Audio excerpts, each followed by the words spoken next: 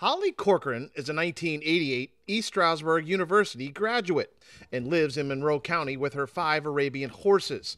Back in 2003, she got involved in the sport of equestrian endurance riding.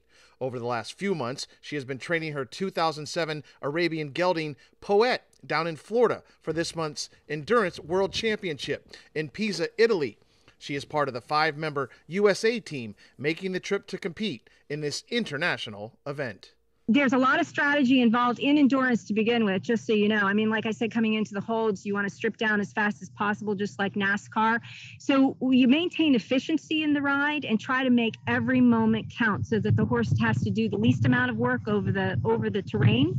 When Holly gets over to Italy with her 5-member team for this endurance challenge, there are 6 different phases on the course, 4 different loops, 160 kilometers, which is 100 miles, and 16 different checkpoints. And after each phase, there are veterinarians on hand to do medical checks on the horses. We'll go into this with working a very conservative first loop, and then we will do what's called negative splits, where we go faster each loop.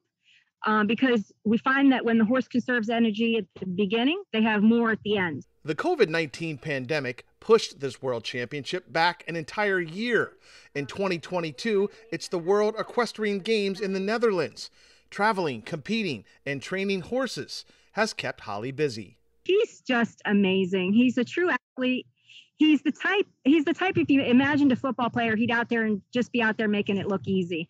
But he's a big personality, just like that same type of athlete. During the 11-hour event, Holly is pushing for a pace around 15 kilometers an hour. There are some folks that ride out there that are professional teams, and they're racing at, over 20 to 25 kilometers an hour, and that's just not going to be our game. So if we have a team completion and we get on the podium, that'd be fabulous. Steve Lloyd, Newswatch 16 Sports, Lackawanna County.